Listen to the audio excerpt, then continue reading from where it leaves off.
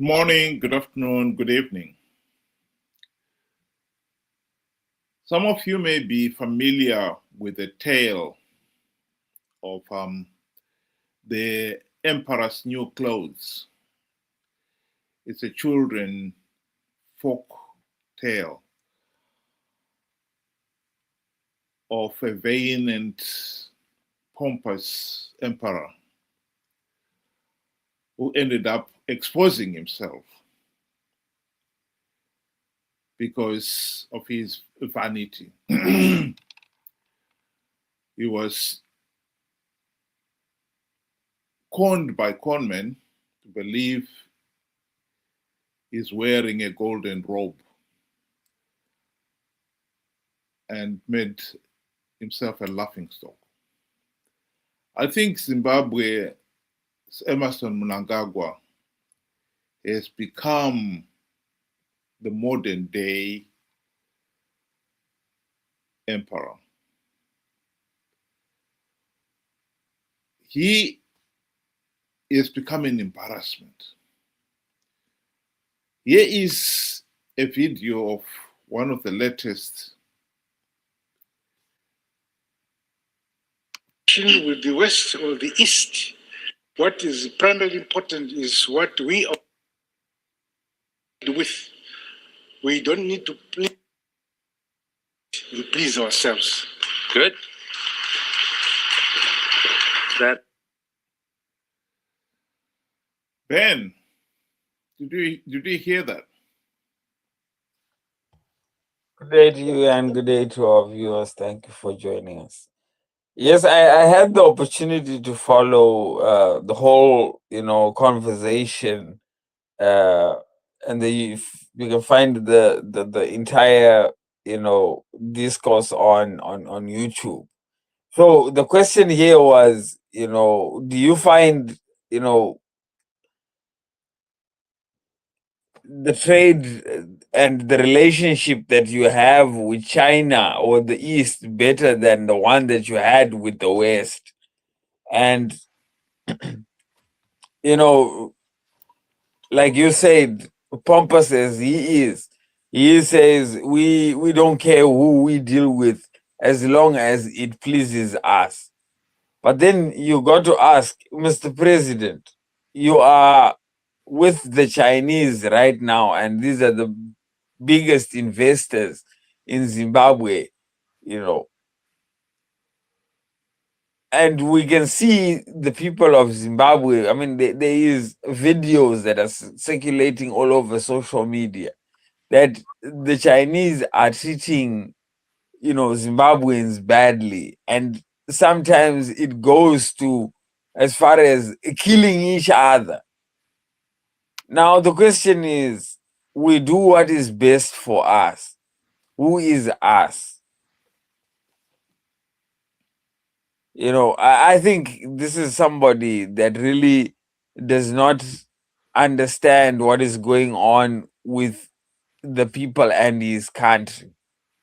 And I don't blame him, because why I'm saying this is, at one point he says, he did not even know the state of our hospital when he paid, an abrupt, visit at Parinyato Hospital. So this is somebody that is saying he's doing things that are good for us as Zimbabweans, but clearly does not know that Zimbabweans are not happy with the type of trade and deals with the Chinese.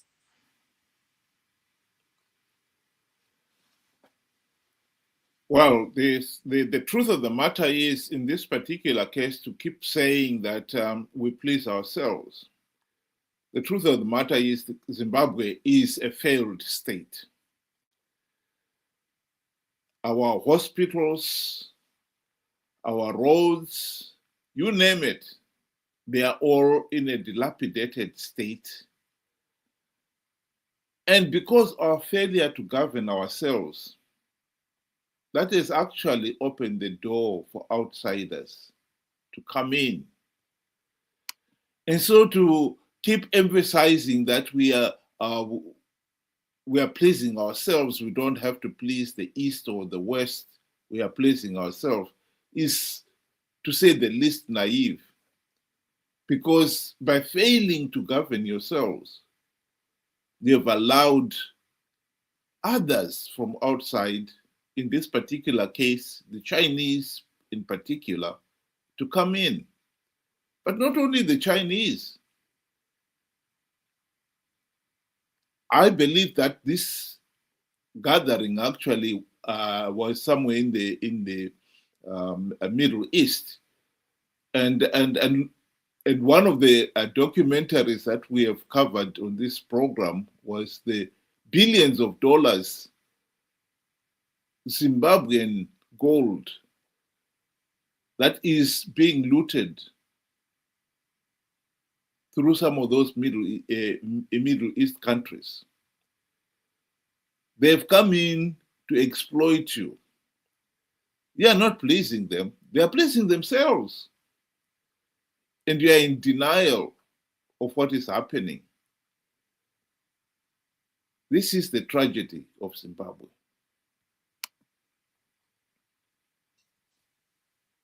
You know, if you were to put the facts and statistics on the ground, you would easily see that, you know, President Mnangagwa is lying. I mean, we give, for example, China. Zimbabwe owes billions and billions of debt to China. And whatever the Chinese are mining in Zimbabwe, they are taking back to China as raw material or nearly raw material.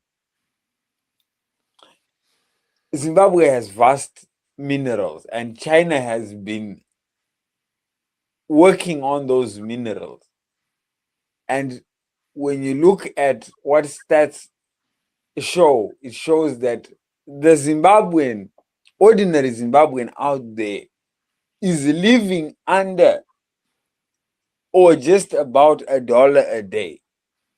And then you go to China, how much are they living on a day? This is where you have to look and say, who's pleasing who here?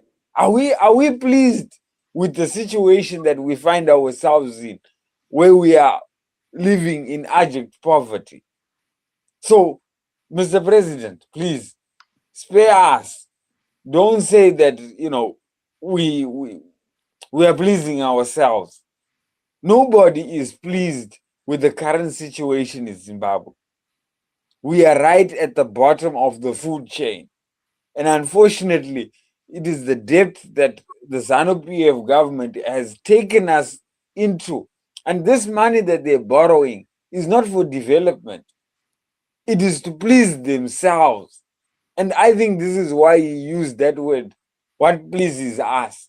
They are pleased because they are spending on much wealth, on vehicles, on, you know, unnecessary things, while the Zimbabwean is living in that kind of shelter.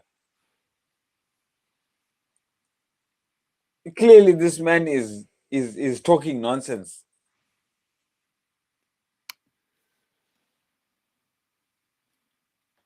Who will tell the king that he has no clothes? I think it's a question that has been raised in Zimbabwe politics. In Zimbabwe, we have failed to tell Mnangagwa that he is just a corrupt, incompetent, and utterly useless buffoon, because he is able to blatantly rig the elections. ZANU-PF has managed to stay in power this last 46 years and counting because the regime is able to rig the elections. And that has been our root problem. As much as the people of Zimbabwe tried to get a competent opposition that will implement the democratic reforms, That, as we have said countless times on this platform, has failed to bring the desired results because the opposition sold out. And now we are stuck with a corrupt, incompetent, and utterly useless ZANU-PF dictatorship, complete with its MDC-CCC sidekick. And Mnangagwa is going around the world naked. And we, as a nation, have become a laughingstock.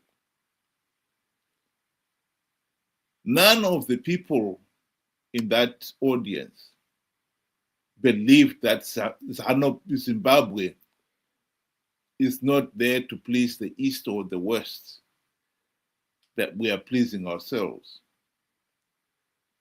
Who doesn't know of the millions of Zimbabweans who have left the country either as economic refugees and or political refugees? Who doesn't know of the looting of the nation's wealth and how many foreigners are benefiting from that looting at the expense of the ordinary people? And yet he keeps on pretending that Zimbabwe is doing well. Nobody's fooled by that.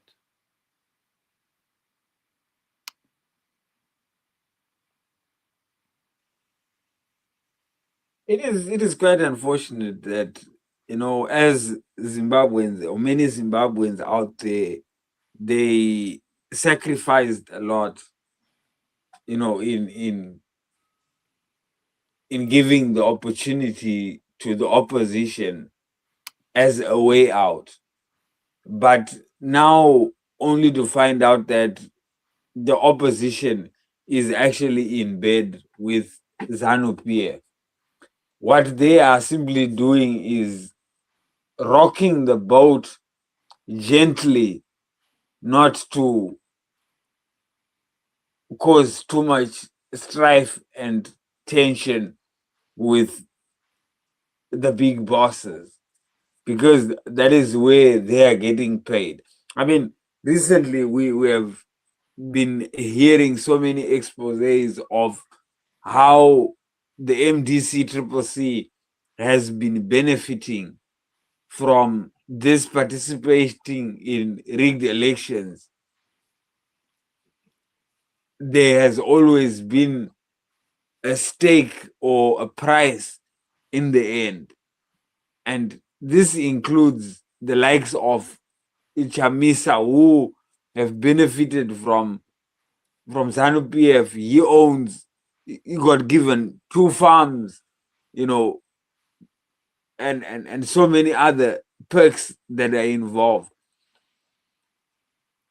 Our problem here is, we could say we are like Boxer from the animal farm. This is the problem with Zimbabweans.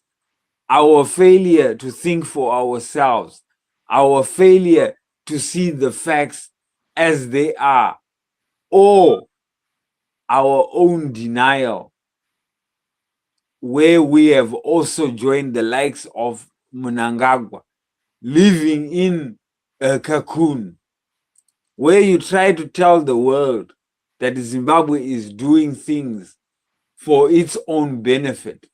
And when they look behind the scenes, or they look at the child at the door, it tells you the exact opposite of your claims. So it's very, very sad when you see a full-grown man who is supposed to be the leader of a country stands up and says, everything we are doing for the benefit of Zimbabwe. We all know that is a lie, because the ordinary Zimbabwean out there is surviving on less than $1 a day. Zimbabwe is a failed state. And to say we are masters of our own destiny is totally meaningless, because the ordinary people of Zimbabwe would have not engineered the situation where they are being forced to live in abject poverty. That is the truth. And to keep on appearing on public arenas and proclaiming that Zimbabwe is doing well is just nonsense.